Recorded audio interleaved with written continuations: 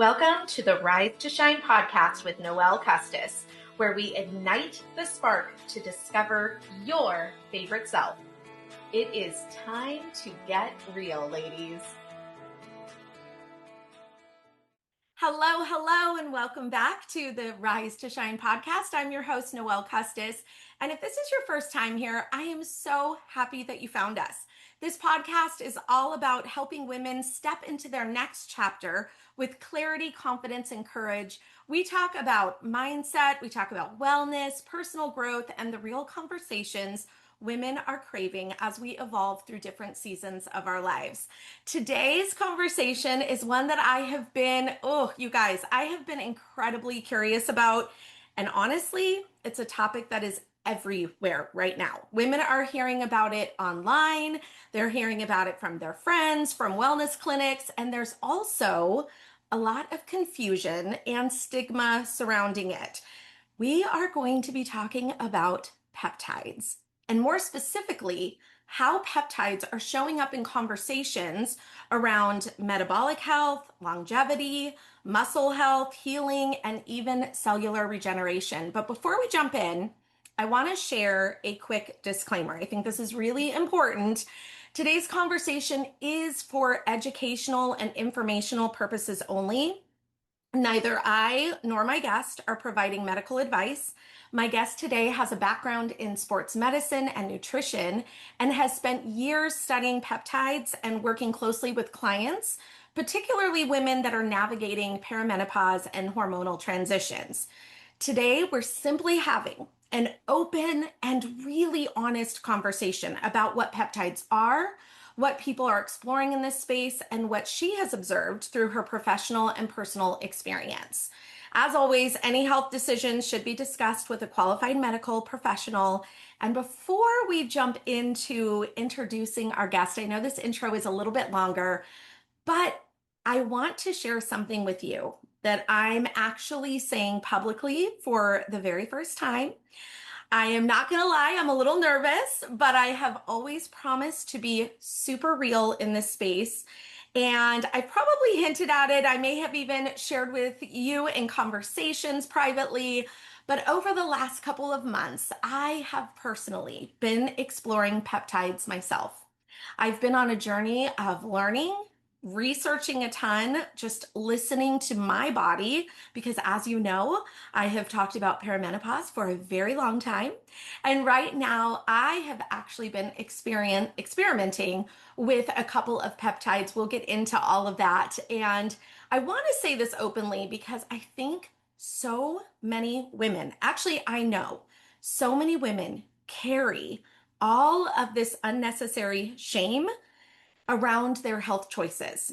And I know it's because we all have opinions and we all love to share our opinions. And like I said, there are some confusions out there.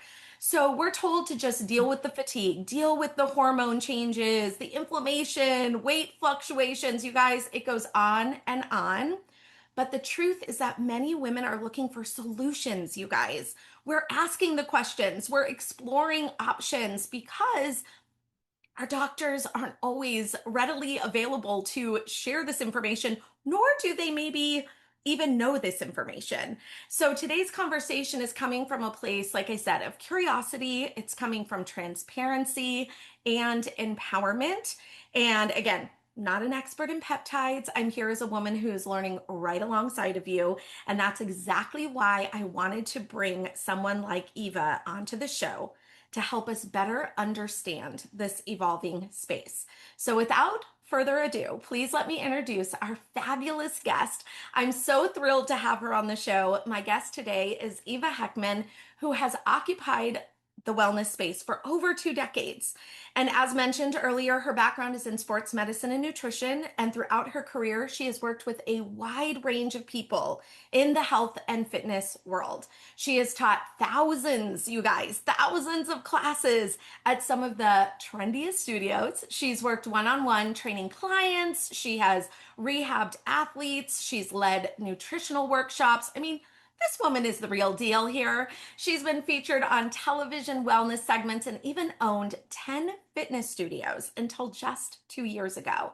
So, as you can see, wellness is truly her passion, and it's what she practices daily in her personal life and what drives her to help others. So, let's go ahead and introduce the amazing Iva. Welcome to the Rise to Shine podcast, my friend.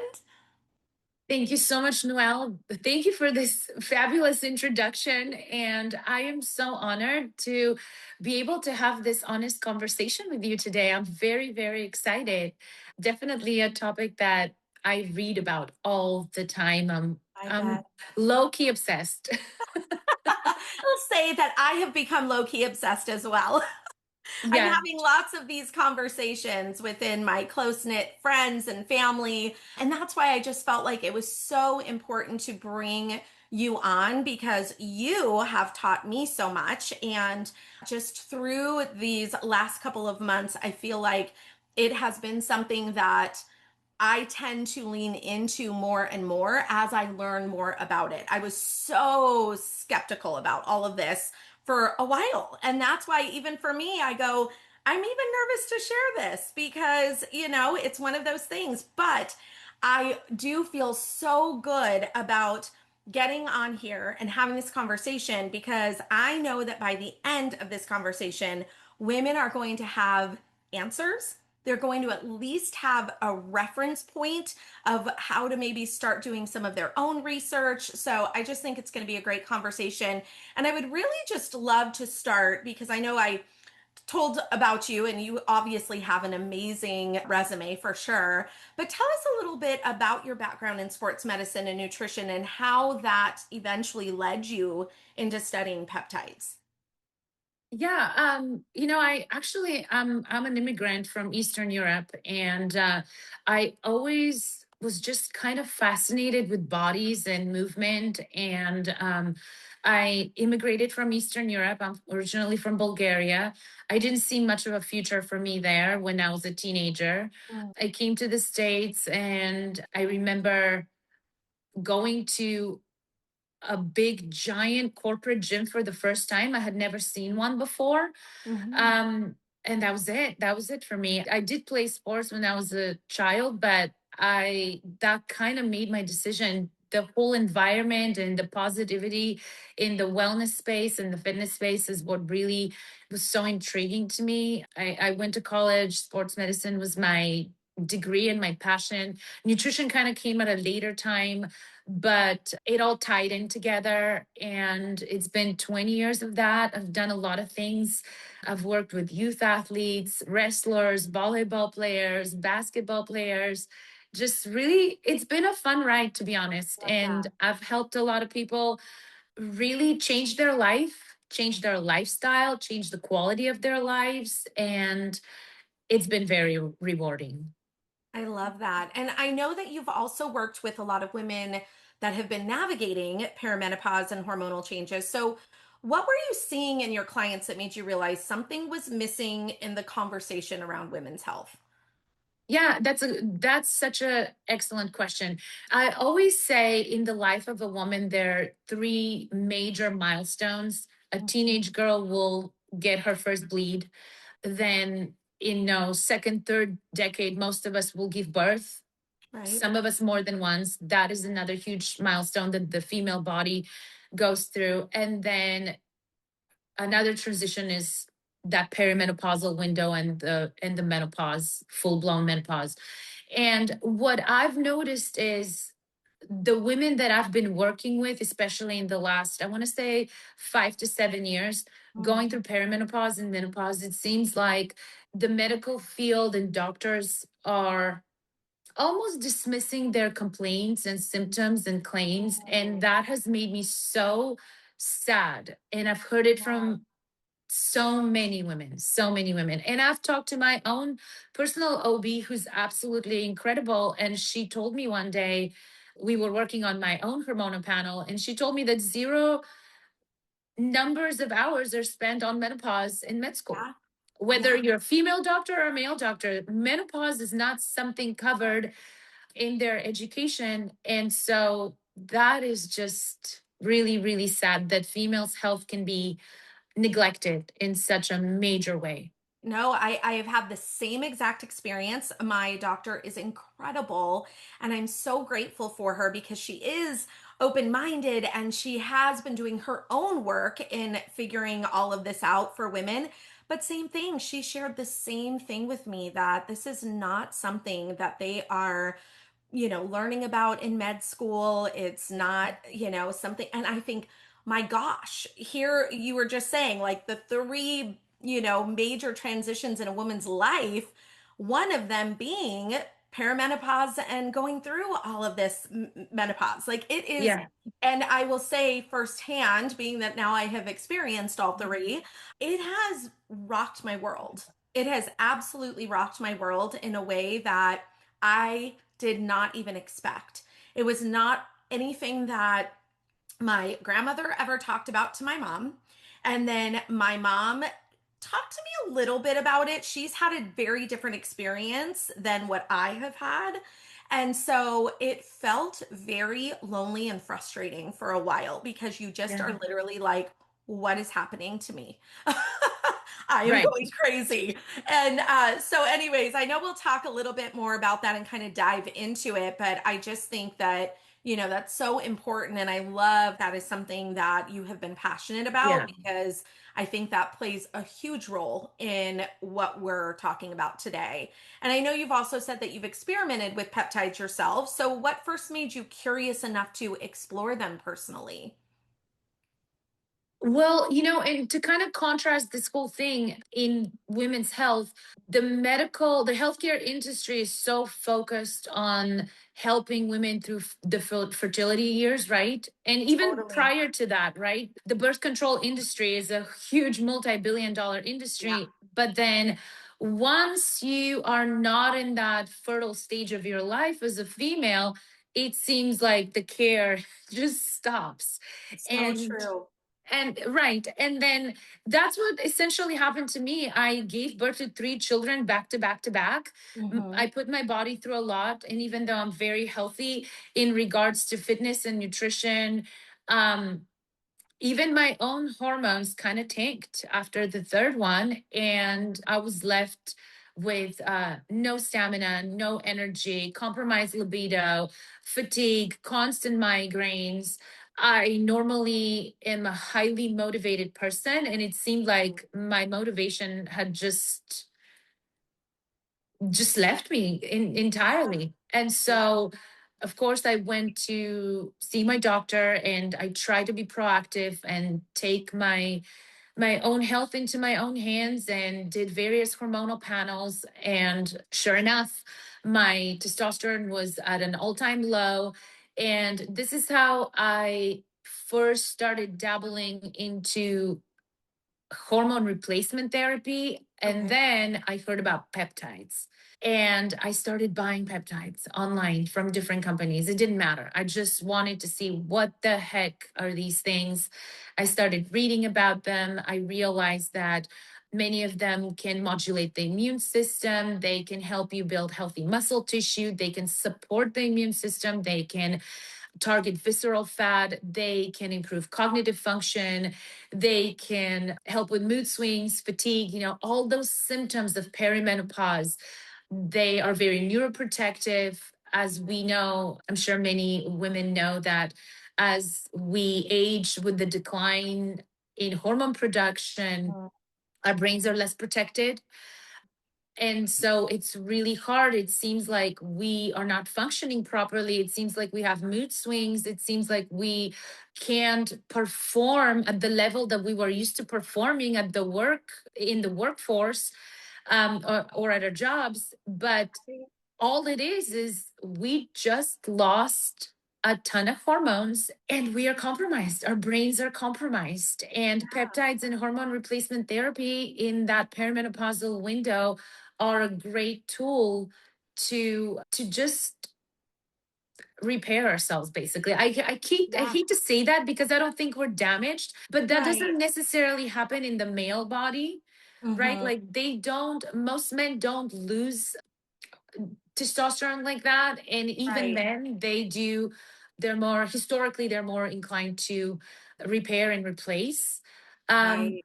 and women, we are now just starting to open up to the idea that, hey, we need to do hormone replacement therapy. We need peptides. Yeah, yeah.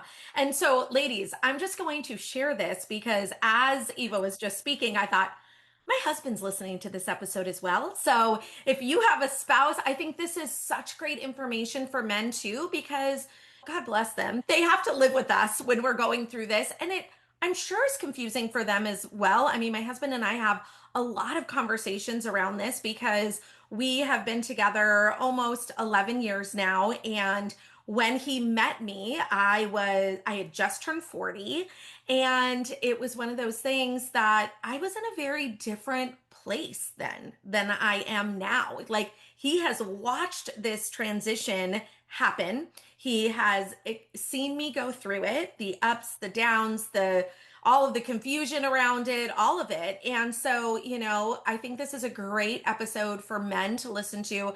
I love how you explained that. I think that that is such a beautiful way to help us understand, just partially what it is that we're going through at this time. And I just thought for sure, I know we had talked about this episode before we recorded. And one of the things that we wanted to do before we got into some specific areas of peptides is we wanted to just do a little peptides 101. Yeah. Because there's women again that are like, okay, I keep hearing about this. It's the new buzzword, but what are they? So for women hearing this term everywhere right now, what exactly is a peptide and how do peptides actually work in the body? Yeah, let's do that. Let's really simplify it because I feel Yeah, like out there everyone is talking about this and using these pretentious terms. totally. And everyone's trying to sound like a scientist when we can explain it in a much simpler way. And that's what I Um, love about you because you just do that. And it helped me wrap my brain around it, even hearing how yeah, you simplify it. Yeah. think about them as these short chains of amino acids, anywhere between 2 and 50. Amino acids are proteins, Yep. essentially. So think about these proteins as signaling molecules, like little messengers that will go into various tissue and cells in the human body. Mhm. And not only they will heal everything on a cellular level, but they could also help that cell and govern it and tell it how to recover and how to behave. Hmm. And so it's really beautiful because they also are very tiny in structure, which makes it very easy for the body to absorb. And from then on, depending on which peptides you're using, they Yeah. can repair tissue. They're vital for regulating so many various processes in the body. They can improve cognitive function. They can positively affect many metabolic markers and the immune system. They can speed up wound healing. They can be used as post surgical protocols. They can repair skin. They can help you with your hair health. They can help people with autoimmune disorders. So many things. But think of them as little signaling messengers, and they can repair cells and they can tell them how to heal and how to behave. Okay. I love that. And I just want to follow up with this question because I know that people are like, okay, what is happening in the, wellness industry, the health industry, in all of these conversations that peptides have suddenly become such a huge topic? Why do you think that they have? Oh, gosh, that's a loaded one, Noelle. I mean, and correct me if I'm wrong, but like, and again, this is just opinion. This is just kind of thinking about it as I go, peptides have been around longer than what most people think. People think that they just appeared out of nowhere. And doing the research that I've done, that is not necessarily true. But I feel like maybe it goes back to the conversation that we were having earlier about, we are trying to look for solutions. We are finding that there are things that are safe and that work, Yes. that I feel like it is, we're kind of, I feel like there's been an uptick in this in the last couple of years, several years, because people were struggling with trusting the medical industry Mhm. and just some different, different aspects of that. And therefore, this has, kind of taken off. But again, whatever your thoughts are around that, I would be so Yeah. curious. I think there are many factors contributing to this. Mhm. You're absolutely correct. Peptides were here even in the 1800s. Scientists were kind of playing around with peptides and knew what they are. Yeah.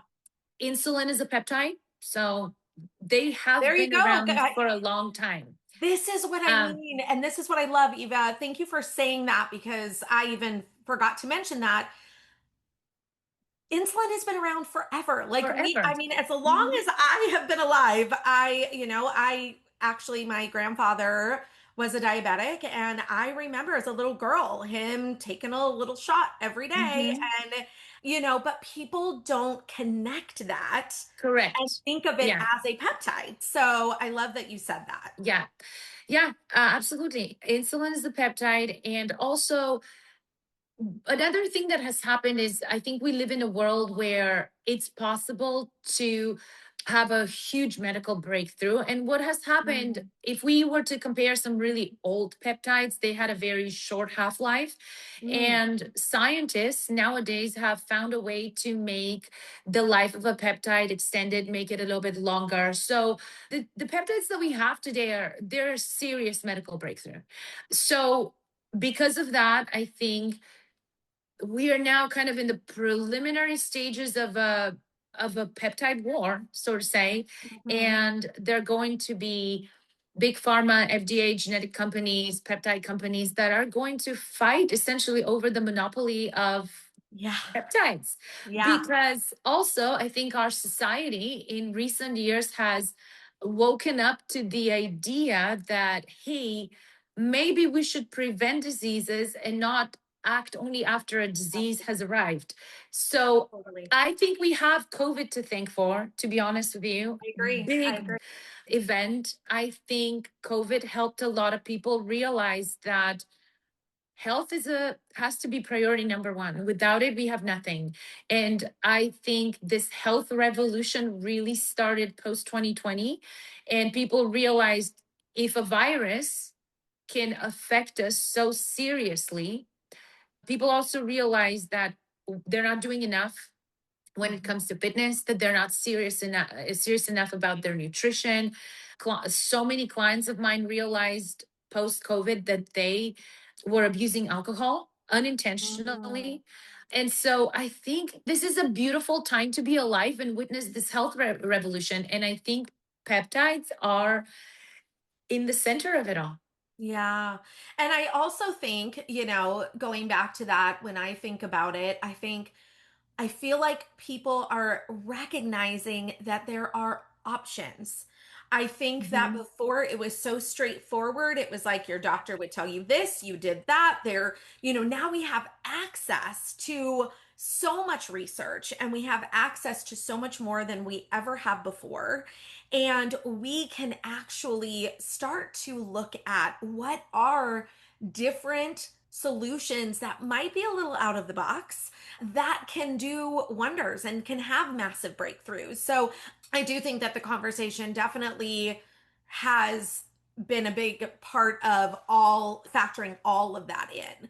Now, I have to I ask. think what you're Oh, go ahead. touching on, just to like finish here, is Mhm. also the fact that, as I'm sure you have met people too who have just simply lost their belief in our healthcare system.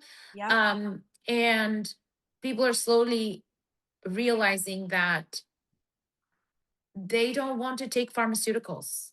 It's gotten to that point where if a decade ago or 2 decades ago people were okay being on one, two, three prescriptions, Mhm. these later generations are not okay with that. They do Right. not want medications. They don't want to hop on SRIs. They are way more concerned and health conscious in terms of nutrition. These later Right. generations are not drinking alcohol. The alcohol industry is True. losing billions and billions of dollars. So the fact that our society has become so health conscious is paving the way for peptides to just kind of enter the conversation. I think that's a great point. I think you're right. And yeah, and again, ladies, we're not here to say that there are great medications out there. This is really your choice. This is really, again, it's about opening our minds to seeing what is out there and what our options are. So I just obviously want to continue to preface that because I know everybody kind of feels differently, but I feel like, and I've always been this person, probably why I became a teacher for 25 years. I've always been curious and I've always wanted to learn. I feel like I'm a lifelong learner and I want to continue learning about what's in front of me because it's Yeah. constantly changing and evolving. Now, I have to ask, of course, what are some of the biggest misconceptions or stigmas people have when they hear the word peptide that you have experienced? Yeah. Let me just start answering this question from like the nutritionist in me Yeah. wants to answer it. Over the years, I have seen so many people who did all the right things, Hmm. um, and they still couldn't lose weight. Yeah. And that is something that so many of us forget. Not everyone who is overweight is eating fast food all day long. Hmm. And not everyone who's overweight is just sitting on their couch and not moving. There are people who are putting in serious effort into having a healthy lifestyle and stacking healthy habits one on top of another. So I think peptides come into play here as a tool in your toolbox. So you have fitness, you're incorporating healthy nutritional habits, you are trying to sleep better and fix the arc of your sleep. There's so many things that people do: hydrating, limiting alcohol consumption. Just look at the peptides as just one more tool in that toolbox. They are peptides that will simply target visceral fat, right? Like we all have it. Even if you're not overweight, that visceral fat does pile around major organs in the human body, and it is responsible for most chronic diseases later on in life. It's really hard to be removed with simple diet and exercise. Sometimes we just need to accept that, hey, we should be grateful that we have the access to this medical breakthrough and to these tools that can help us remove visceral fat, for example. Right.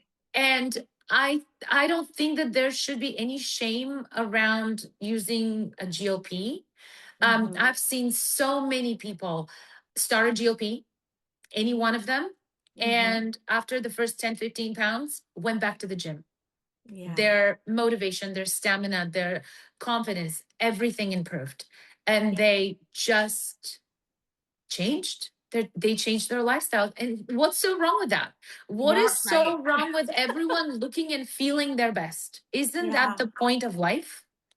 Well, I again, this is part of the conversation that I think is so important because I run several communities and GLPs come up all the time.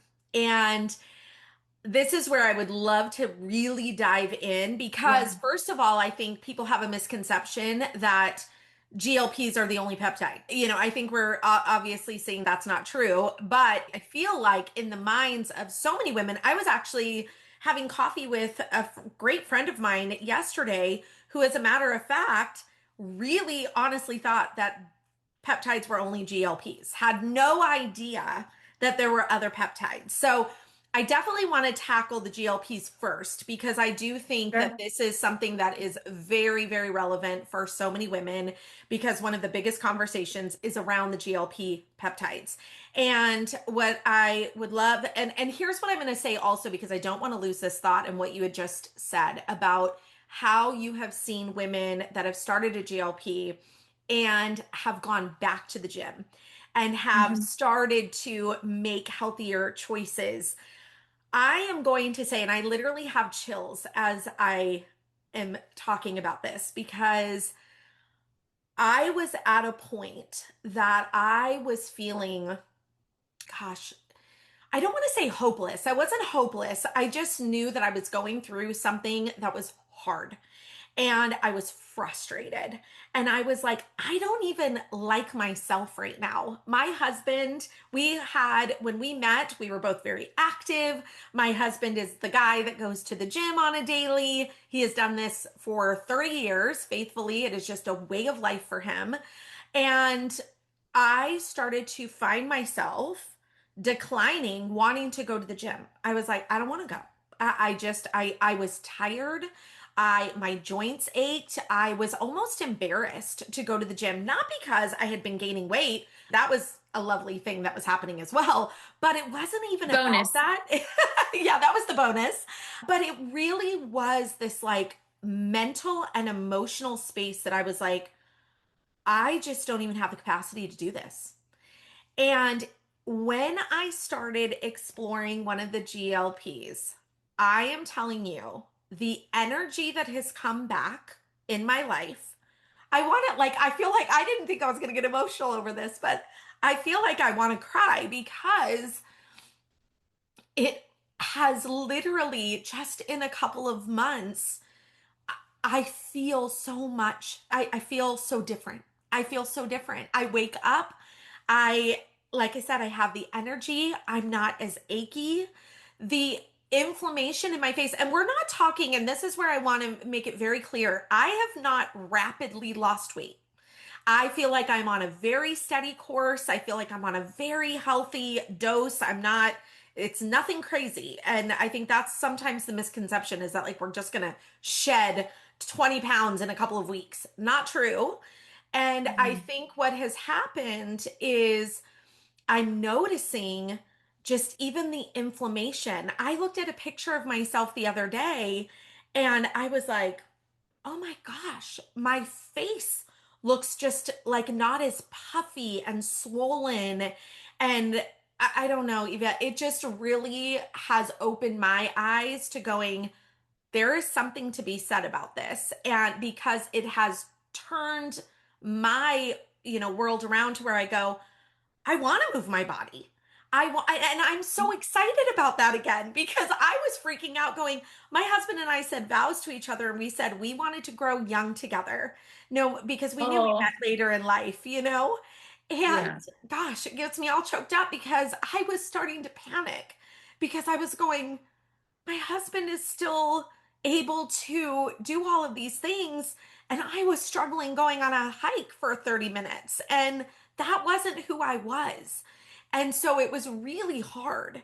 And I feel like, gosh, now I'm so excited. Like, I'm like, yeah, sure. You want to go for a walk? Yeah, let's go for a walk. Let's go for a bike ride. Like, and I haven't felt this way in a while. So, anyways, just wanted to touch on that because I think it's so important for people to hear. And so, getting back to the GLPs, because there's a couple things that I want to cover in here. First of all, can you just explain what a GLP peptide actually is and what it does in the body? Yeah. Well, first of all, thank you for sharing your personal experience. And that was so honest and so heartfelt. And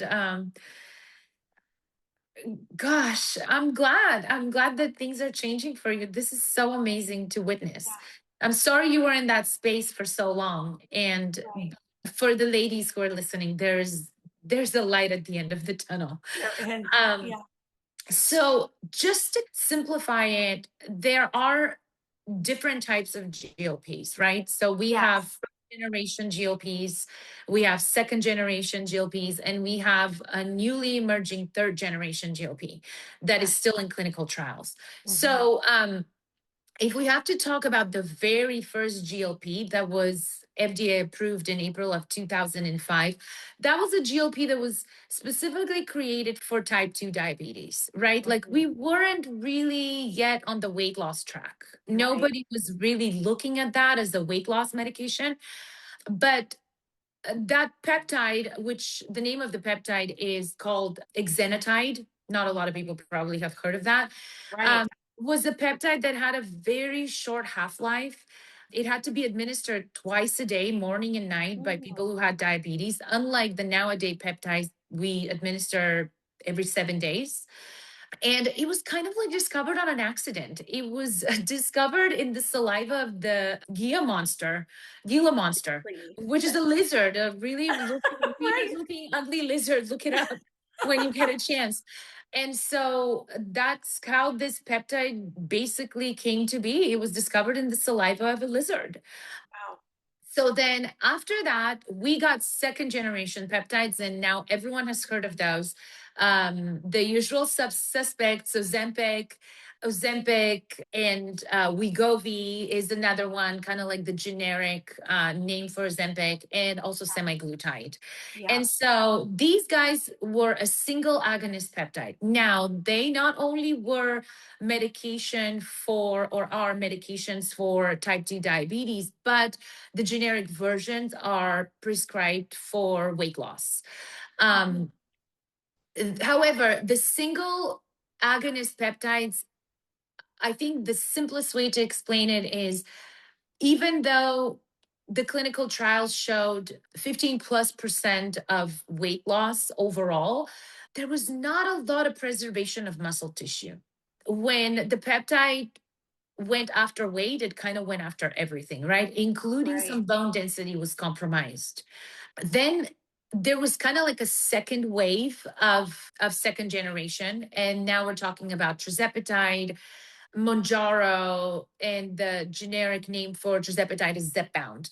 Now, Right. these guys were a dual agonist. So what we observed here is now we're talking about 20 plus, exceeded over 20% of weight loss during the clinical trials. And muscle tissue was preserved very well, especially for people who were consuming enough protein. They were doing weight training and resistance training. So definitely an improvement from Ozempic.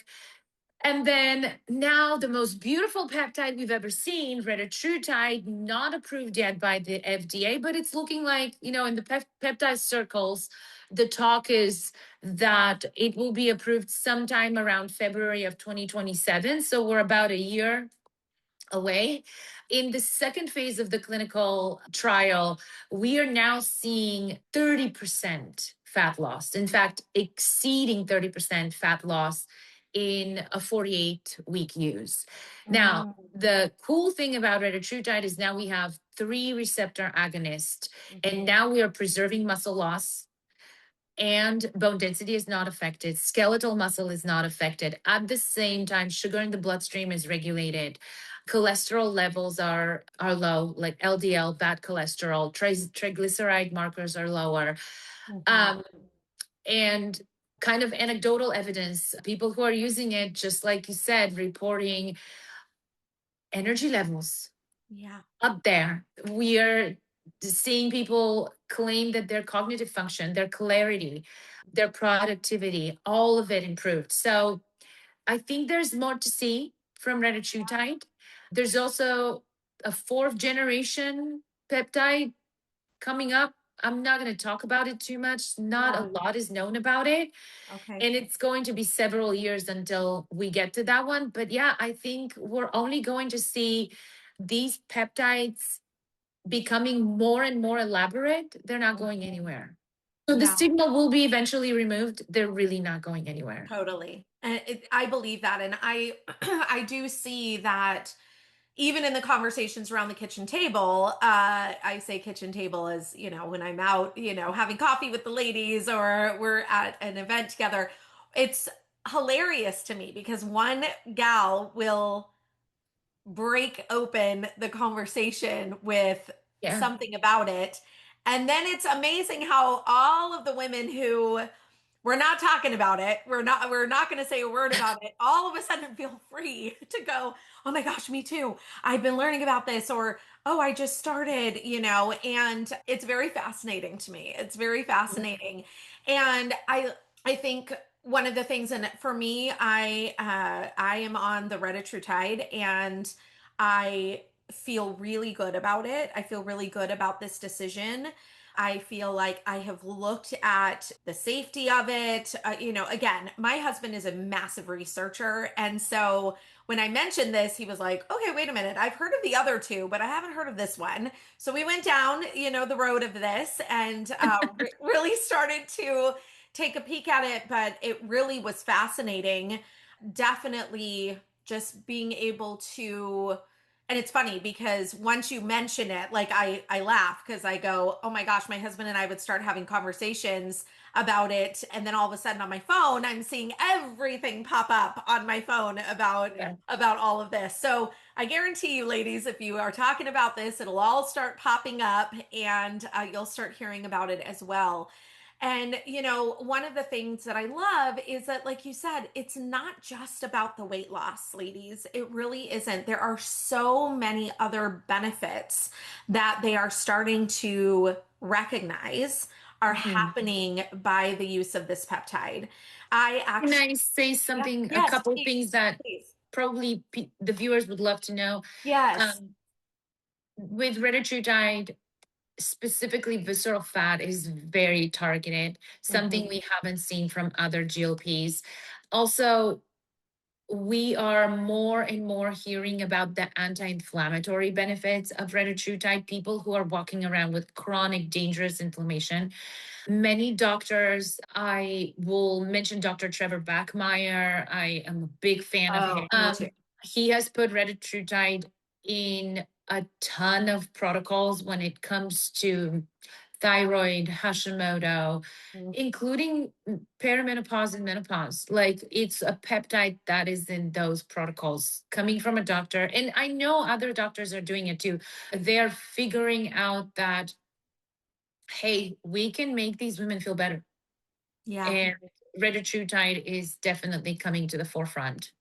Absolutely. And I mean, I'm actually really, I typically don't look forward to having blood work done because I have been someone that I was diagnosed with fibromyalgia about 4 years ago, which again, I was like, that's a whole nother conversation because I was so frustrated by that whole thing. But I refused to live in that diagnosis. I was like, I am not going to be that. Like, we are going to figure this out. I'm going to figure out all of the things. And again, this is one of the first times that I am starting to notice a difference in the inflammation.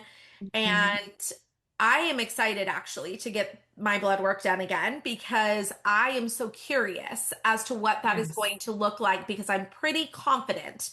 I always show inflammation in my blood work, always. And the thing that has frustrated the heck out of me because I have had chronic inflammation from the time I was a little girl. My mom would always tell me, my mom goes, they would always say that you had inflammation, but they could never explain it. They could never tell you, what does that mean?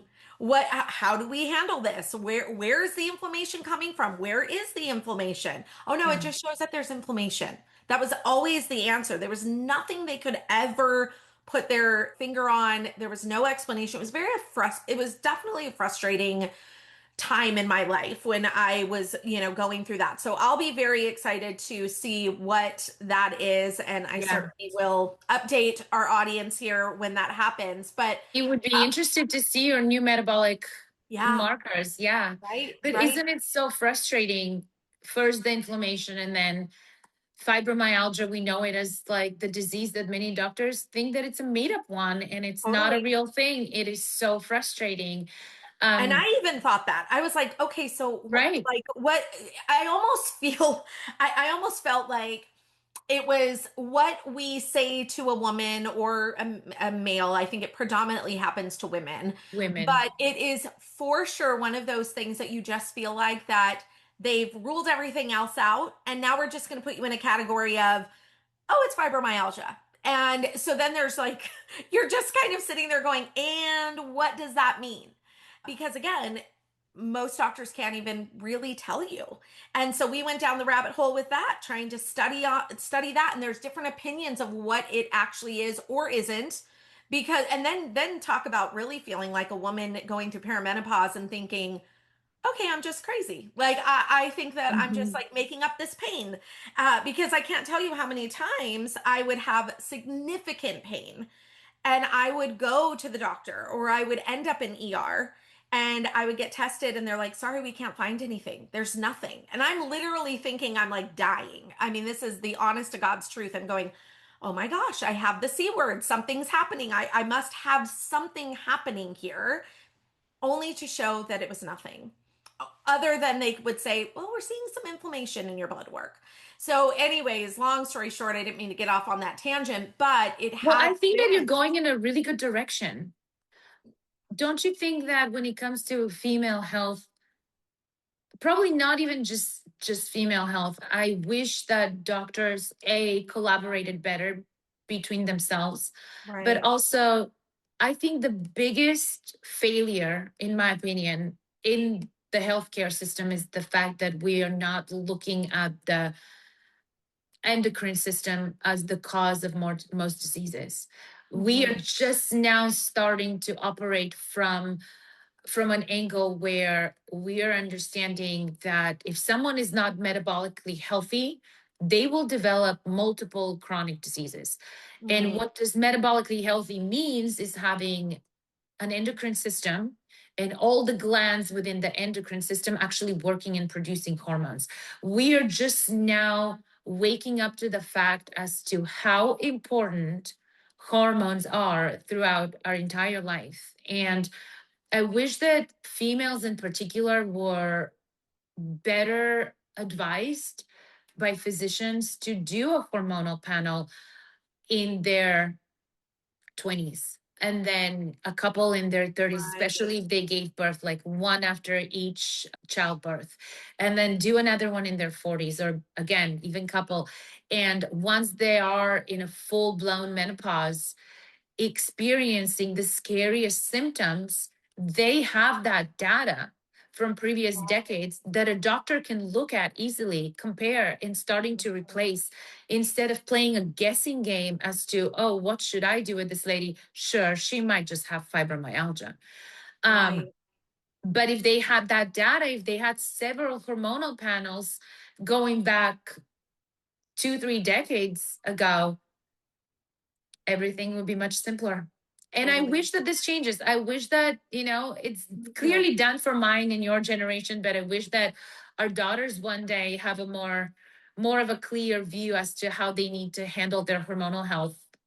So true. And speaking of that, so I absolutely, I am just believing that we are going to continue moving forward and evolving in this space. And this is another reason, again, why I think the more conversations that we're having, the better we will start to understand this. And one of the things that I definitely wanted to hit on today is that another category that gets a lot of attention when you start exploring peptides are the healing peptides.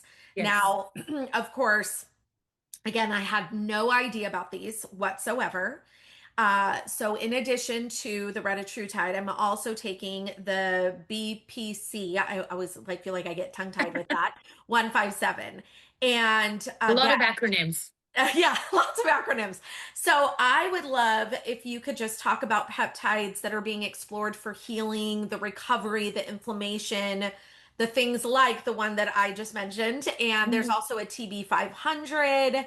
Sometimes I know people, so I'm just mentioning this because somebody asked me the other day, what the heck is a Wolverine stack? And I was like, oh, it's these two put together. So, or taking them together. So, I would just love if you could kind of Yeah. explore that for us a little bit because again, it's not just GLPs. Yes. Healing peptides are definitely, we heard a lot about them in 2024 and 2025. Mhm. The leading player here is definitely BPC 157, body protective compound 157, discovered at the University of Harvard in the gastric juices of the human gut. It's derived from the gastric juices. So if people are concerned with safety, just know that our gut is actually making it. And so it is a peptide that definitely stimulates angiogenesis, which is the basically the growth and the creation of new blood cells and collagen synthesis. And so this peptide is often used to kind of correct and support the gut biome. Anyone with compromised gut biome, gut lining. I've heard people using it in cases where they had a collapsing intestinal wall or ulcers. So serious health issues, definitely leaky gut, all of that stuff. It does repair the gut lining, and it is a potent anti-inflammatory, a potent gut anti-inflammatory. And that's Mhm. another symptoms of perimenopause. If we had to like go back to that, so many women, the moment they enter perimenopause or they start to lose a period or two, that abdominal inflammation becomes prevalent. And even when you're eating extremely healthy, um, Mhm. people complain about bloating, constipation, all of that stuff. So Totally. BPC 157, definitely a big player here. The Wolverine stack is a combination between BPC 157 and TB 500. They could be blended in one vial, in the same vial, and pH balanced. Very popular for injuries, anti-inflammation, repairing soft tissue in the body, ligaments, joints, tendons. The TB 500 is actually pretty tiny. It's only a tiny fragment of a bigger peptide called thymosin beta 4. Mm. And it mimics natural protein. What it does when it mimics that natural protein, it promotes migration of newly formed cells into an injured site. So often used for post-surgical protocols, right? If there's a wound or an incision. Right. The belief is that it does migrate cells towards that injured site.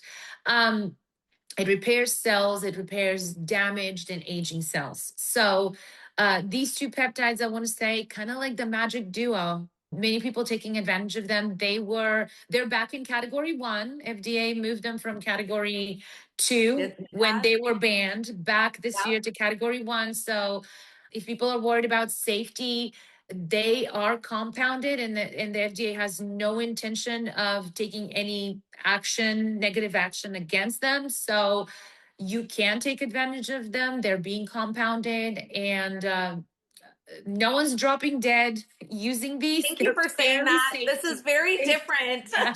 than what I think people, I know I just saw someone making a comment that, they have been surprised that people who maybe have been, and again, this is just like a controversial, I'm not sharing an opinion here at all, but just, saying something like relating these to a vaccine. And I'm like, no, these are not vaccines. Like, this is where just because you are taking them with a needle, and most of them anyways, it doesn't mean it's a vaccine. So that's where, again, I feel like there's these little misconceptions that people throw out there that I'm like, it's very different.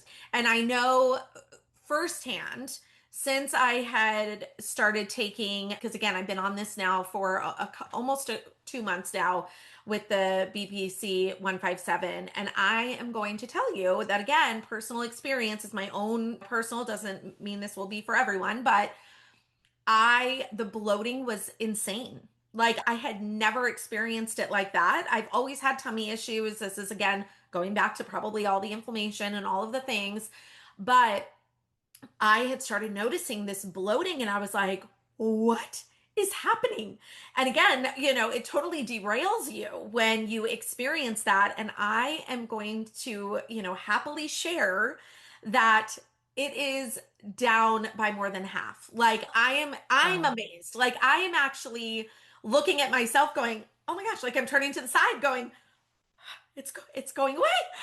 It's like such a, I mean, Yes, I have to tell you, and just again, it's probably why I have more energy. It's probably why I feel absolutely. better. Not to mention, I feel more confident in my own skin because I'm And not that's such a like good hiding. feeling. And this is where I just go, man, I'm so grateful that somebody shared this with me.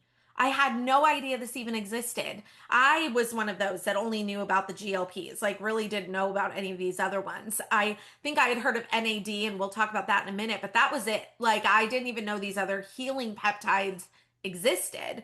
So I, Mhm. again, so grateful for these conversations that a woman was brave enough to share this with me and say, hey, you might want to look into this.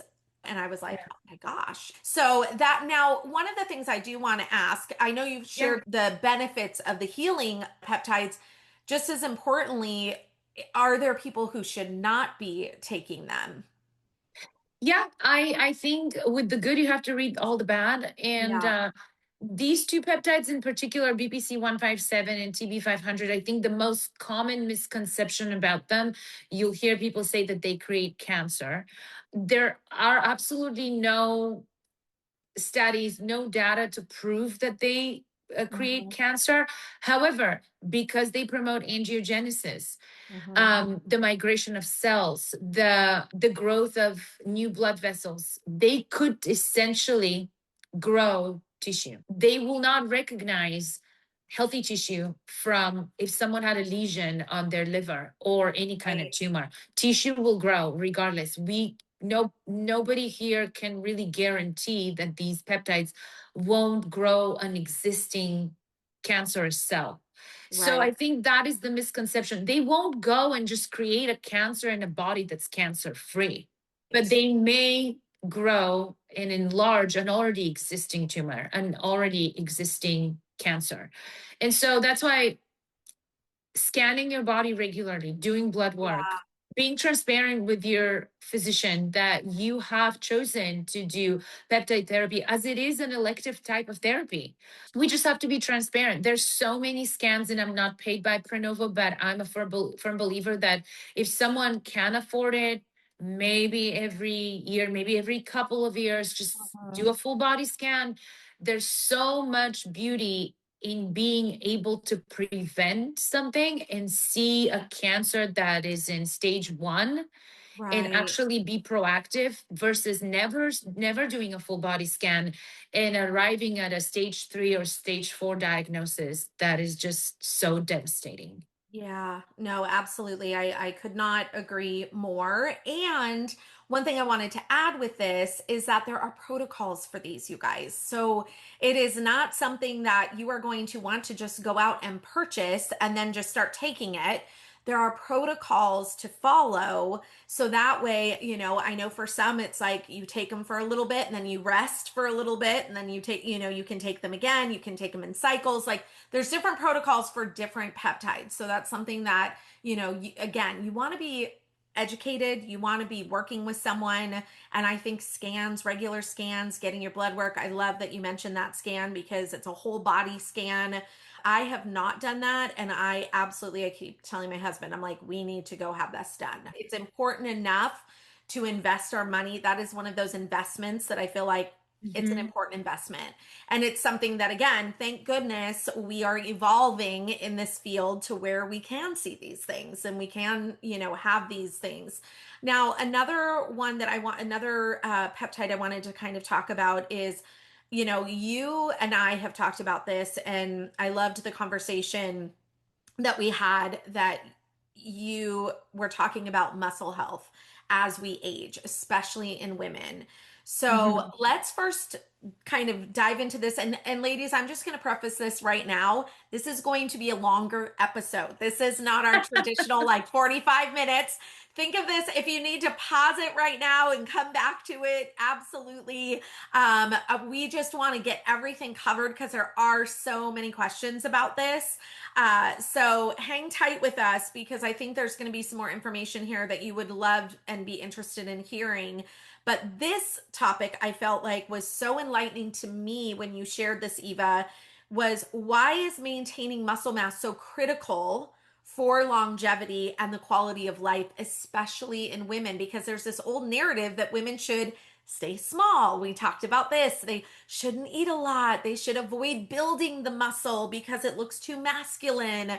So, why is that mindset actually harmful for women? I would love for you to share. Yeah, it's really sad, isn't it, that society has kind of made us believe that we shouldn't take space, that we should be just these little tiny versions of humans, and we shouldn't have muscle, when in fact, more and more doctors and scientists are understanding and they're trying to educate us that the muscle is just another organ and it's the organ Yeah. of longevity.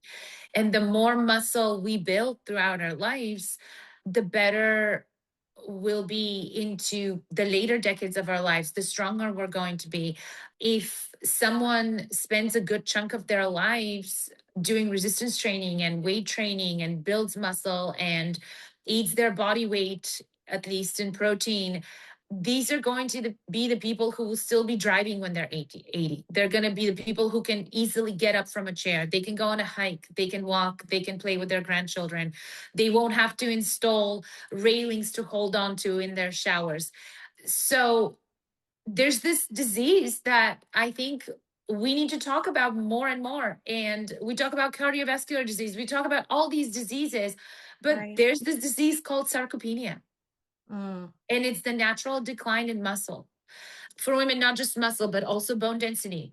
Women Mhm. are at a higher, much higher risk for developing osteoporosis due to the loss of hormones after perimenopause and menopause. And so imagine we already have a compromised bone structure and we don't have any healthy muscle tissue to wrap around their bones.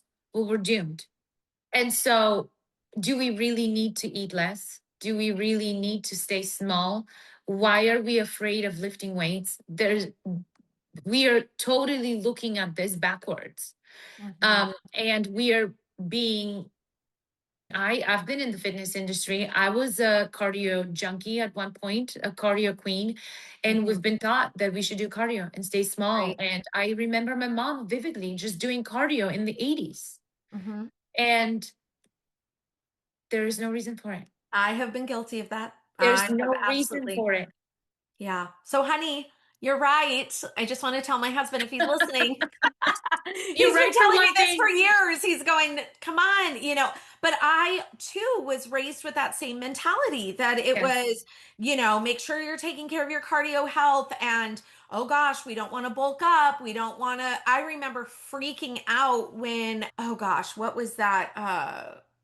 There was a certain exercise regime that people really started getting into several years ago, and I remember it was like, all about like the muscle and lifting weights and all of the things, and Yeah. I was like, no, oh my gosh, I don't want any part of that, and so I loved this conversation, that this is something, because my husband and I truly, truly love, I personally truly love Pilates. And the reason why is because it helps me to move. Like, I Mhm. feel like because my joints have been so achy and all of the things, it was like the one thing that I felt relief from, because I could kind of open up my body more so than I could before. So I was combining that with the Pilates, and then my husband was like, "Okay, but you still need some weight resistance, babe. You got to still, do these things." And so we've talked about ways that we can integrate that into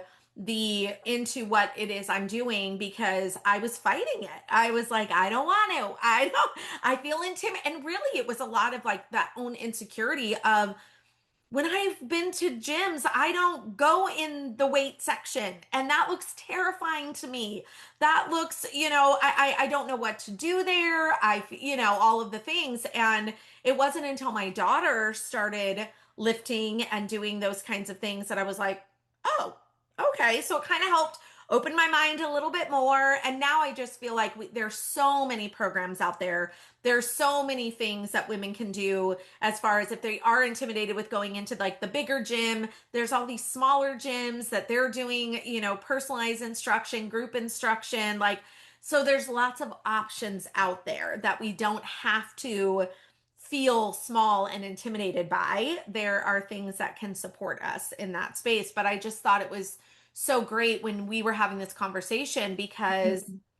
I didn't realize with the hormone loss that also affects us. And then when you had said, do we want to be the women that are barely able to get out of our car? Yeah. No, We see I those don't women. want to. Don't we see those women all the Totally. time? I see them in my neighborhood. Absolutely. You know? Absolutely. I'm surrounded by that. I mean, I will Yeah. say it's funny. I'm kind of surrounded by both, because we have some older friends, which my husband and I always go, we want to be that when we grow up. The husband just turned 85, literally golfs every day, goes snow skiing every snow season. I mean, these people, we have to keep up with them. They are so active and they are just going, going, going. but they also live a very healthy lifestyle and they are moving. They are moving. They believe in the weight training. They've done that, So it Yes. is really fascinating to see because I also see the other side of that where people at that age are struggling to be able to drive. They're struggling to get out of their house on a daily Yeah. basis. Well, So, there's a really somebody can fact check me on this, but the statistic is pretty harsh. People in their 80s, it's a crazy number. Something like 90% of them, if they're in their 80s and they had a hip replacement surgery, they never truly mm, actually recover from it. And so many of them actually die post hip surgery. wow. It's a huge surgery to recover from, for one. Right. But Yeah. that surgery is because of sarcopenia.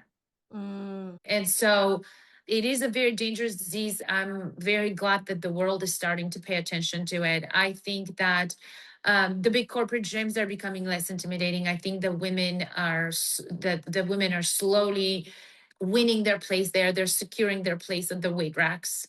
right. And just like the fitness coach in me 15 years ago, 20 years ago, when I would lift at a big gym, you would see women who are professional bodybuilders, right? Mm-hmm. Not really the regular woman. The regular, mom with a 9 to 5 wasn't necessarily there.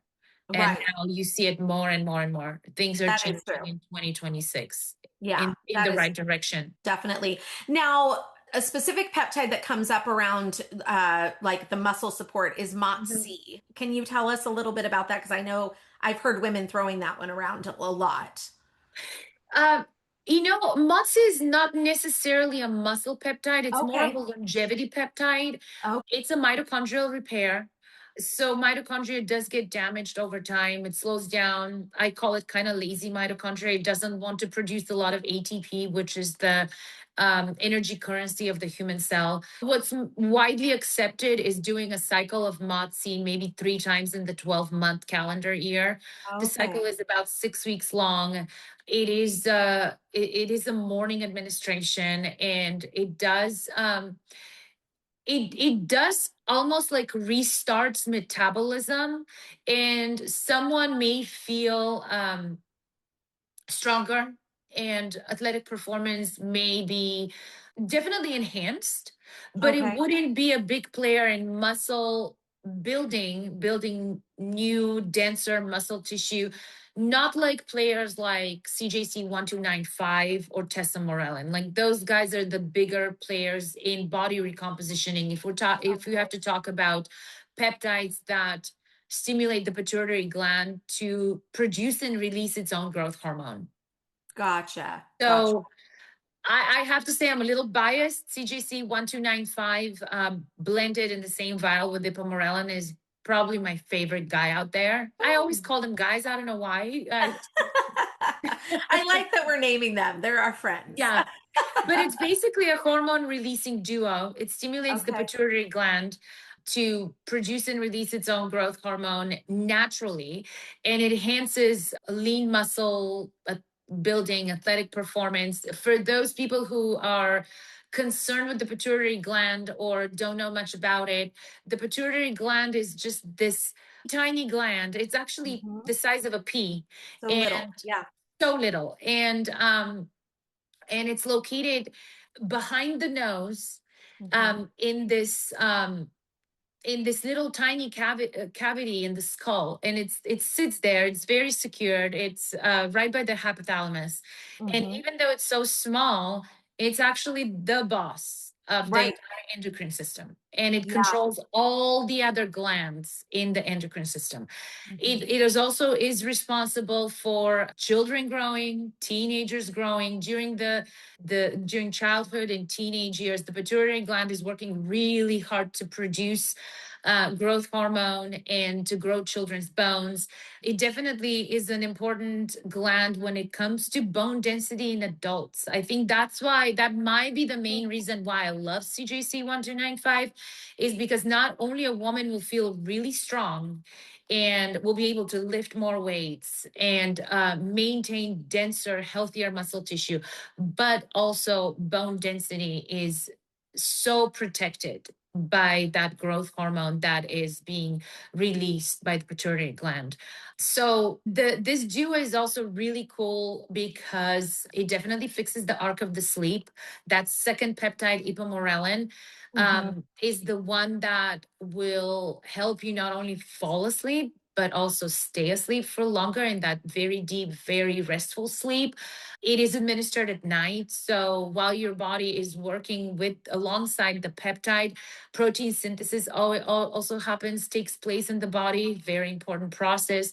So as far as women, I mean, men take it, don't get me wrong, but as far as Right. women trying to find a good muscle building body recompositioning peptide, my number one choice is CJC 1295. For personal experience, I've done probably like, I don't know, 6 or 7 cycles with the Okay. appropriate breaks myself. I always take the breaks. We call them washout periods. So yeah, definitely a good one. Another one similar to CJC 1295. In fact, also FDA approved. It actually Uh-huh. has the stamp of approval is Tesamorelin. Oh, Um, yes, I've heard of this one too. yeah, I'm sure many people have. Hmm. It is a little bit stronger, in my opinion, from my anecdotal evidence that I've collected from people. I've had women do CGC, a cycle of CGC, and then they tell me that they did a cycle of tesamorelin and they felt stronger with the tesamorelin. They felt like more muscle tissue was built. Also, their muscles looked a little bit more revealed. Tesamorelin is really big in terms of promoting lipolysis, so it definitely burns fat, abdominal fat at that. It targets that. So dual action, building lean muscle, but also burns fat. It was approved by the FDA as treatment for HIV, people who carry the HIV virus. Oh, Super interesting fact. People with HIV actually accumulate visceral fat faster than a person who doesn't carry the virus. And so tesamorelin is really good at breaking that visceral fat, those visceral fat deposits. They also kind of have a hard time building muscle. So the peptide aids in building healthy muscle tissue. If you have seen a very sick person with HIV, I have. hmm. Um, and maintaining muscle, especially back in the day when we Yeah, didn't have these things for people with HIV, that was a serious challenge. So these fascinating. two would be like my two top choices for muscle building. Okay, And good. if someone wants an FDA approved peptide to sleep better at night, there you have it, Yeah. tesamorelin. There you go. There you Yeah. go. Well, and speaking of longevity, I know a couple more that I just wanted to cover, and one was for the cellular health and longevity. And I know that people are hearing about, or I should say, I hear a lot of people talking about and hearing about NAD. Mhm. Can you explain what NAD is and why it's becoming a bigger conversation around? I feel like it's been around aging and cellular health. I could be wrong, so I would love for you Yeah. to share some insight on that. And it is actually not a peptide. It's a Oh, okay. coenzyme. Yeah, it's a coenzyme that is found virtually in every single cell of the human body. But quantities decline as we age. Uh-huh. But it is vital when it comes to metabolism, energy levels. It definitely has some serious anti-aging benefits. I think this is kind of like the beauty industry definitely Yeah, is marketing that part of the peptide. definitely. If I have to talk about personal experience, I do think that some weight loss is noticed on like healthy weight loss, not like, we talked earlier, not like 20 pounds in 2 weeks or Okay. anything like that, just healthy weight loss and administered mainly in the morning. It promotes clarity, cognitive function. It enhances cognitive function. It's pretty amazing. The moment you administer it, you just like in the next couple of hours, you feel like this flush of energy just going through your body. People live for that feeling. I often just kind of I am amazed at how fast it works. It's also Really? not habit forming. There isn't a Okay. crash in the afternoon. It's not like taking Adderall or caffeine or energy drinks, nothing like that. It's just a natural coenzyme that exists in our body. We lose it as we age, and supplementation and adding it back into our body is just very vital. Um, Fun fact, I just listened to this podcast, and there were some doctors in Great Britain experiencing with NAD plus methylene blue and thymosin alpha 1, another immune system support peptide. Okay. During the COVID years, they were injecting people, they were giving them intravenous NAD as well as methylene blue and thymosin alpha 1. And a person would show up with a positive COVID test and Yep. severe prolonged symptoms of COVID. And Yeah. after just one intervention, the next day their COVID test would be negative. I that is when I heard about NAD. Is it NAD plus? Is that how you say NAD it? plus, Okay. yes. That is how I heard of it when they people were getting it in an IV because Yeah. I've heard people have actually said it's a pretty for that I'm thinking of two people in particular that had said it was a fairly brutal process to do Yes. NAD plus through an IV because you get the sweats, you like definitely like it's a lot to kind of You can get manage in nauseated. yes, in that Yeah. setting. And now they love that you can take it as an injection. And now they have said that they can do that just as needed. So that's not something that you have to take like every single day, but as needed. Is that true? Or, Correct. Yes. And I okay. think initially NAD, when it was kind of first experimented with, Hmm. mostly in countries in South America, Okay. it was intravenous and it was a large dose. They A were large experimenting dose. with very large doses over the Right. course of 6 hours. Yeah, I And heard it was many long. doctors realized that, hey, first of all, who has 6 hours?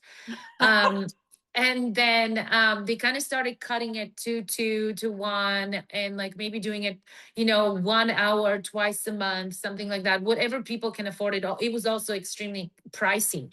And now we do have the option to do a subcutaneous NAD plus injection as needed. I know a ton of people who only use it as needed when they are severely depleted, they're pouring from an Right. empty cup. I myself use it like that. I don't use NAD every day. I'm not concerned with the anti-aging benefits. I think if someone, nothing wrong with that. If someone is Right. concerned with all the anti-aging benefits, logically, I think that should be a daily subcutaneous injection. Okay. However, I'm more concerned with the energy levels as a mom of three running a business. Yeah. It's just like from time to time, sleeping doesn't happen at night. I'm running after three kids, you name it. So Right. I have my days, or I would have a Okay. big presentation or a couple of podcasts, and Yeah. you have to stay sharp. So that's why I use it. I also have noticed over the course of the years when I've been working with peptides and different people, I noticed some people inject larger doses and they Okay. seem to thrive. And then I have seen people with overly responsive sensory systems, and they would respond to something as little as 5 tiny units on an insulin syringe, and they would just be Interesting. running all day and completing everything that there was on their agenda. So it's kind of like a fun game to play and see what's your dose and find it, Right. and Where's that sweet spot for you? what's your sweet spot. Yeah, Yeah. exactly. Okay. Okay. I love that. Well, and then lastly, before we kind of start to wrap it up, there are also peptides, and we can't not talk about this, that are for the skin regeneration Yeah, and anti-aging. So I would love to just talk about some peptides in that category that are worth paying yeah. attention to. And do you see these peptides more as cosmetic tools, or are they part of a bigger conversation about like cellular repair? So I would love to go there. Yeah.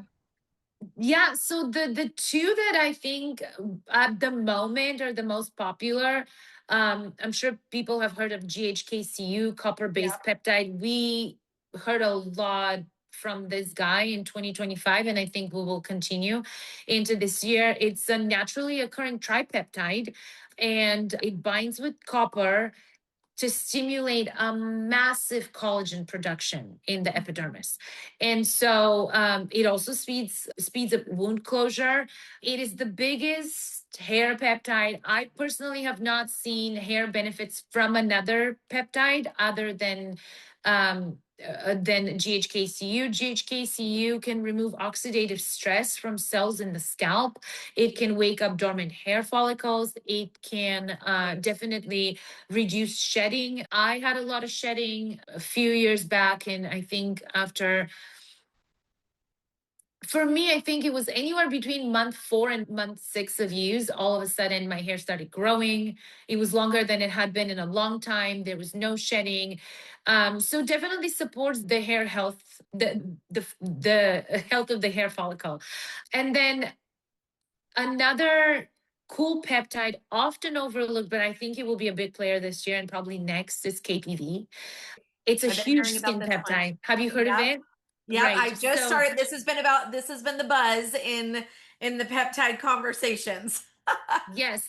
My guess is that we're going to start hearing that it's a even bigger anti-inflammatory than BPC 157. It is Really? extremely potent. It is used to calm down inflammation that is caused by autoimmune flare ups. And that's huge inflammation. That's not just your regular inflammation. These flare ups are dangerous and scary and really debilitating.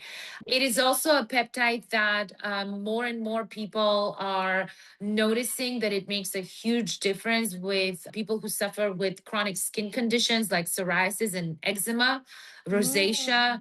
So, in terms of skincare, and I think these guys are also not going anywhere. I think they're going to be in topicals. I think they're going to be top ingredients in popular serums. I think it's actually only the beginning.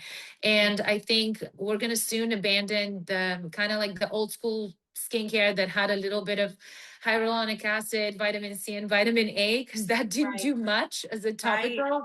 And Yep. I think not only these guys are going to enter the world of topicals and serums, but I think also people will kind of rewire their brains to continue to start thinking about skincare as an injectable skincare right before Right. bedtime. Just like, Right. another Isn't little it tweak wild? I added mean, to it's your so routine. wild to it's so Yeah. wild to think about because now I want to ask this really quickly just because you mentioned it with it being in the topicals. So I have noticed I want to say even with the GHK-CU that some people are injecting, but then there also are some topicals out Yeah. there that they're using it in combination with, or they're just using the topical.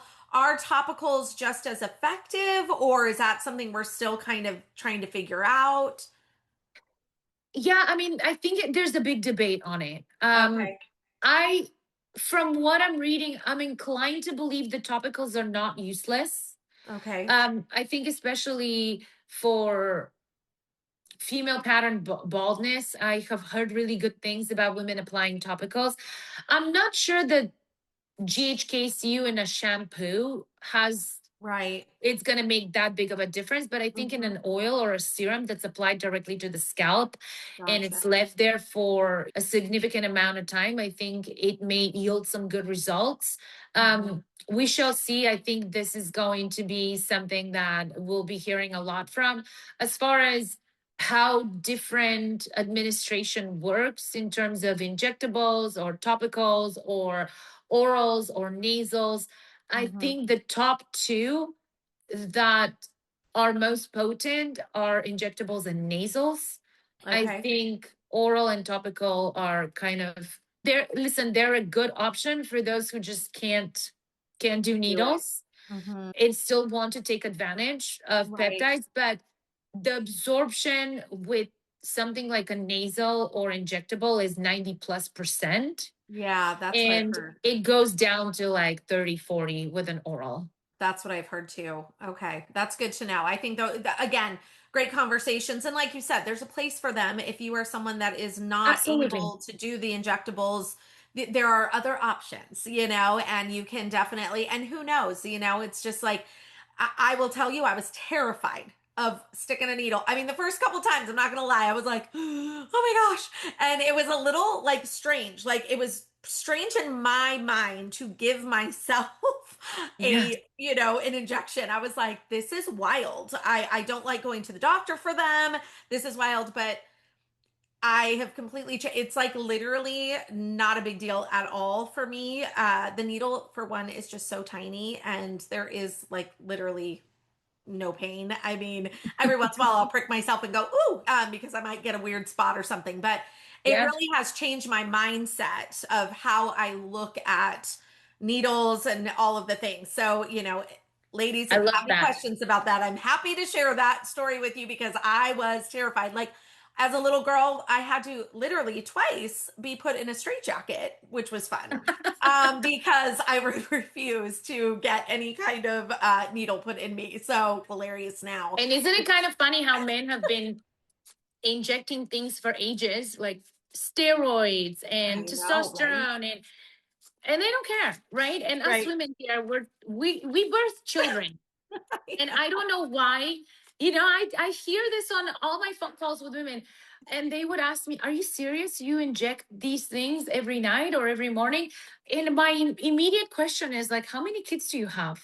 How many epidurals Right. did you have?" That changes things. That Right. definitely changes Don't you things. get Botox and fillers? What are we even talking about? Right. Isn't that funny? Well, and see, and I have never had Botox or fillers or anything because I've been Oh, too wow. paranoid. I was like, no way, I cannot do this. And so that's why when peptides came into my world, I had to really think through this, but for me, the benefits outweighed. Like I was like, I'm trying this because I had started to recognize the benefits of potentially doing this. And Mhm. I thought, you know what, I'm just gonna go for it. And like I said, first couple ones, I was definitely talking about it. It took me a lot longer. Now it's just like I go in and it becomes like a way of life. It's kind of weird to say. And some people freak out over that because again, I hear a lot of the people on on Instagram and everything else that are kind of like, yeah, no one has a problem with doing all this stuff. Anyways,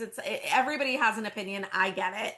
Mhm. But sometimes when you start to really look at what the benefits are and you start to actually feel them, and you can look at the safety protocols of these, again, it just, the health benefits outweighed the fears and all of the other things. And what I would love to kind of like round this out with is for someone listening who is curious but cautious, what are some responsible ways to start learning about peptides and exploring this space safely, in your opinion?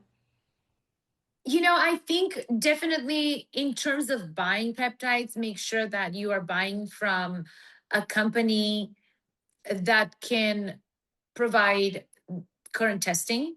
Mm-hmm. Very, very important. Purity. I mean, if something is Yes. not pure and they cannot prove purity, red flag, don't buy it. Mm-hmm. You don't need to be injecting that. Safely exploring it is also having your doctor by your side. I believe that. My doctor has been aware of my peptide use since day one, and I was very transparent with her. Safely using peptides, even though again they're very safe and no one's dropping dead, they could affect metabolic health, and we need to know how it's affecting your own individual metabolic health. My advice is blood is drawn every 60 to 90 days, and really follow up not only on basic blood panels, but I think hormones are that much important, that much more important, and how the levels are changing and how optimized they are when you're doing peptide therapy.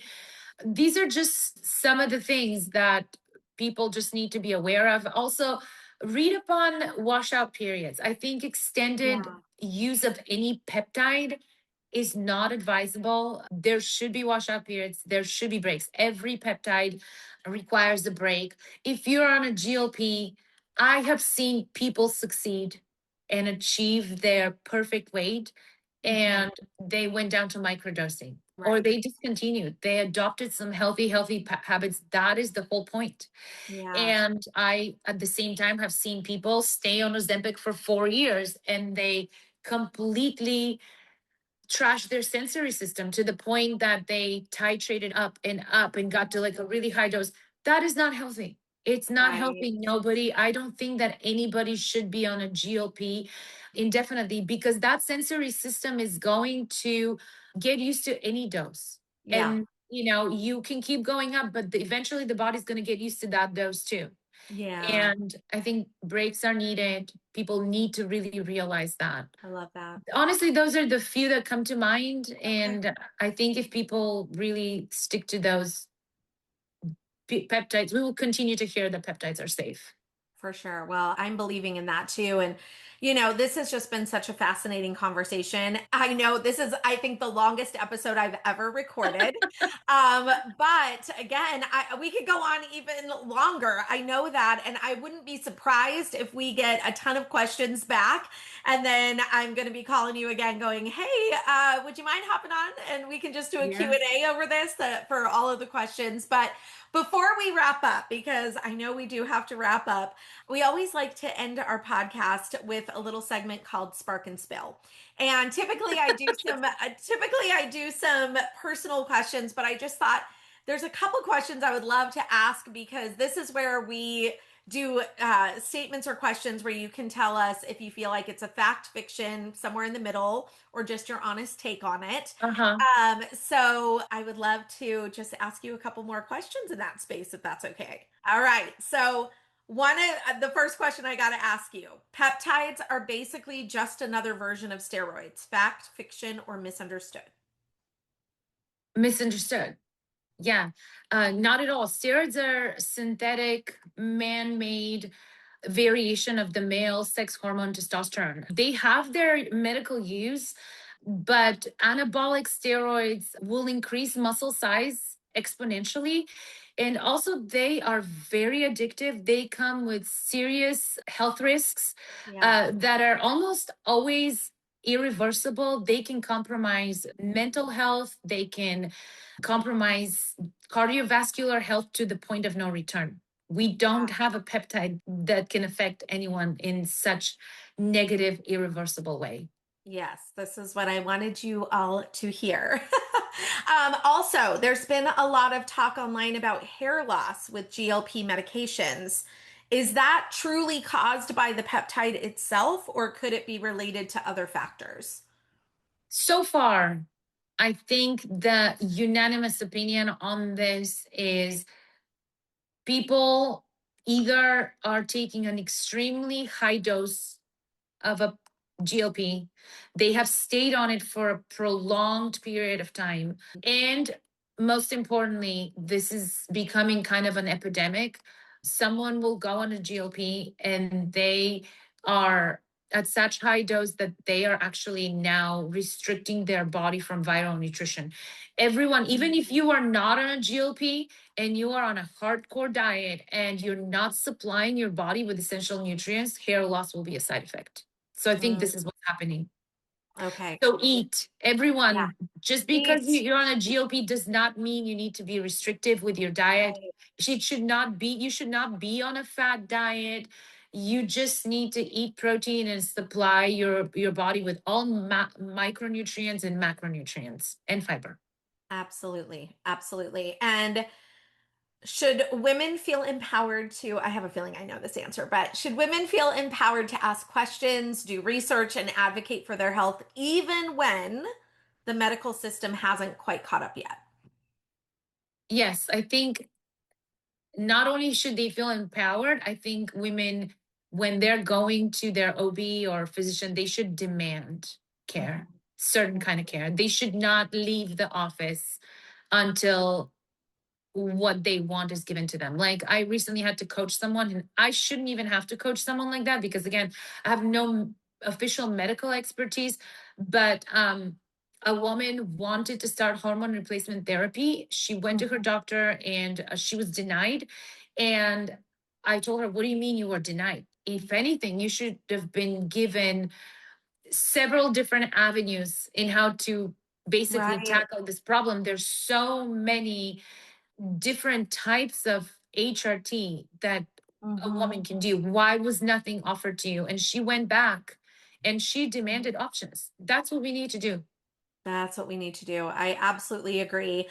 And before we close out, if there's one thing you hope women take away from this conversation about peptides and their health journey, what would that be? You might have just said that. I You might might have have just just really said said that. it. I think Yeah. because we have been failed. by the healthcare system. It's time that we just do it ourselves, and it's time. There is an emerging crowd of doctors, mostly female doctors. Maybe we can talk about these ladies at another podcast, but they're called the Yeah. Menopause kind of society, Menopause doctors, and they're educating the society at large on how we need to deal with menopause and perimenopause. And women we just need to make sure that this becomes a subject that future doctors are educated on. This is way too important. The life of a woman does not just end at 45. Yeah. Amen. Amen. And for listeners who want to learn more from you or follow along with your work, where can they find you? Where's the best place to find you? You know, social media is definitely a good place to find Yes, me. you need to follow her social media. We will have that in the show notes. I always get a nice little, if anything that I have learned about Eva is she is very straightforward and she does not hold back when it comes to looking at peptides for what they are. And so you'll see some humor in there, but you'll also see some straightforward just facts that she's putting out there. So definitely follow along on social media. Yeah, at Iva Heckman, IVA, Heckman with double N. This is on Instagram. Iva Heckman is my name on Facebook if someone wants to message me there. Eva Heckman at gmail.com. I do receive a lot of emails when it comes to fitness, nutrition, peptides, everything. So yeah, follow me. I'm a little blacklisted by Meta, not gonna lie. They don't like me talking about Of course. peptides much. Of And course. so they take my posts down all the time. I woke up to 2 posts this morning being taken down by Meta, but Interesting. Interesting. I think this will change. I think more and Yeah. more people are talking about them. I think will change. I think Meta will catch up to all of it. Yeah. Well, Eva, thank you so much for being here and sharing your perspective today. We definitely learned so much. To everyone listening, if this conversation sparked something for you, if it made you curious, or if it helped you feel a little more empowered in your health journey, then share this episode with another woman who needs to hear it, maybe even your husband, because I feel like these are great conversations that you can have as a couple. Because the more we talk about these topics, the more we do learn, the more we get to grow and support each other. And as always, I'm going to end it with keep rising, keep shining, and I'll see you in the next episode of the Rise to Shine podcast. Bye, guys. Thanks, Eva. Thank you so much. Thanks for joining me here today. Your presence means the world to me. If you enjoyed what you heard, please consider leaving a rating and review, and don't forget to follow or subscribe so you never miss an episode. Head to the show notes and let's connect. Rise to Shine Co. is ready to support you in coaching, collaboration, life tips, or even a coffee chat. Until next time, keep shining, my friends.